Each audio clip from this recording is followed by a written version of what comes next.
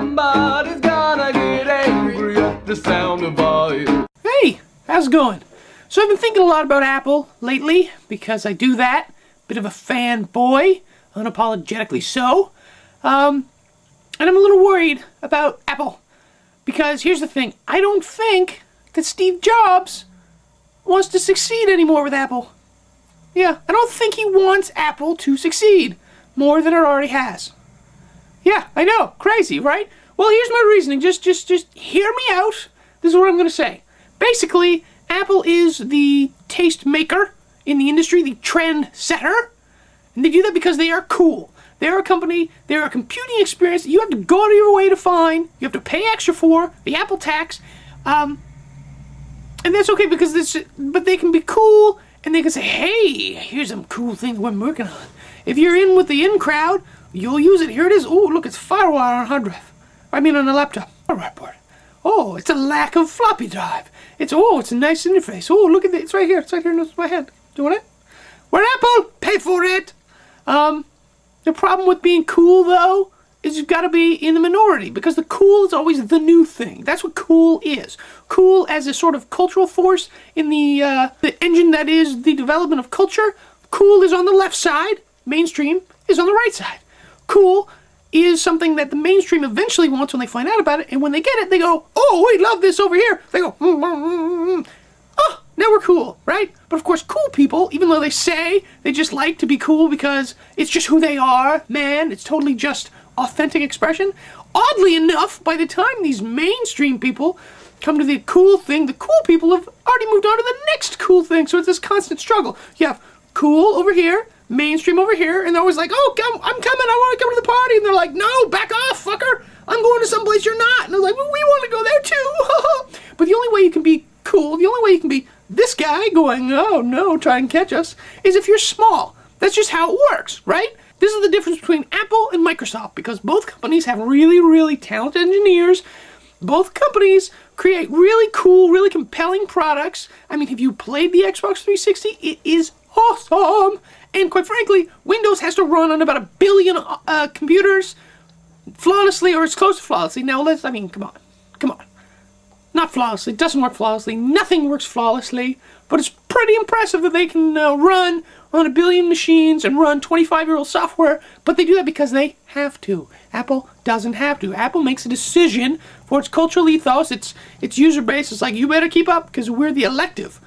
Microsoft is the default, Apple's the elective. And that only works because Apple has a lower market share, right? I think Steve Jobs knows this. I think that Steve Jobs realized that if you double the market penetration that Apple has, even just to like 20 or 30% overall, they cease being Apple and they become Microsoft. And that's not cool. You know what the difference is? Apple says, ooh, here's a new standard. Check it out. And people go, oh, that's really great. Everyone should adopt that. But when Microsoft could use the exact same standard saying, this is the new standard. We have the authority to impose that upon you. And then everyone will go, bah, screw you. Because no one likes authority. Everyone says, like, Microsoft's in charge. They can tell us what to do. Apple says, here's something cool that if you're in the know, you can choose to do. I think Jobs realizes that. I think because of that, Jobs doesn't want Apple to become more successful very much than it is. And when he gets really successful, like say with the iPod in a specific space, he stops innovating. Have you noticed this? Like say the iPod. They're the market leader, dominant in every way in the music player space, right? So now every couple months they're like, hey, check it out, the new color. They're kind of tapping into that. It's cool because you can tell what year your iPhone or your iPod or whatever was purchased by the way it looks, right?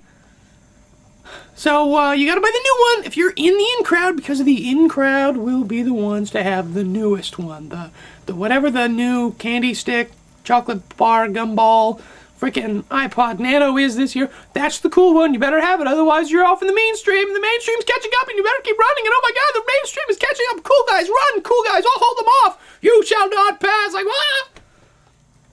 You understand what I'm saying? So this is why I think Apple wants to be in the position of being the arbiter of cool.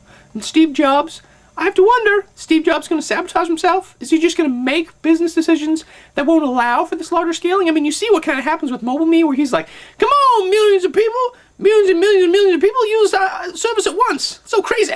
I don't know why I'm Southern, but that's, come on, folks, you better use this thing and come on over. It's good fun over here.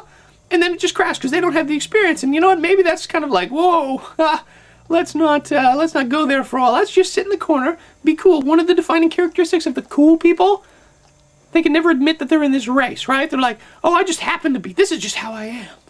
Yes, I'm just cool. I'm just cool. And you know what? You just don't get it, mainstream America. Or, I mean, mainstream everywhere, really. But mainstream everywhere, you don't get it. And Steve Jobs, don't go higher than 20% market, please.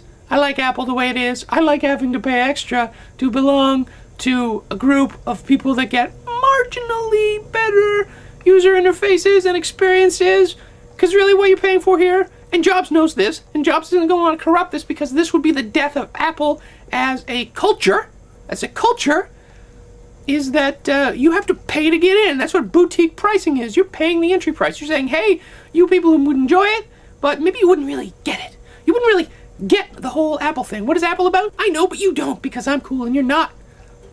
You can be cool if you pay the extra money, but no, oh, you don't have it? Aw, that's so sad. That's such a shame.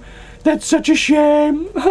Anyway, we're over here being cool and having parties with lots of sexy ladies. So see you later. Don't change, Steve Jobs. Jobs, don't change Apple, please. Thank you. I have to go party with the sexy ladies over here in the pool near the grotto. Goodbye. Somebody's gonna get angry at the sound of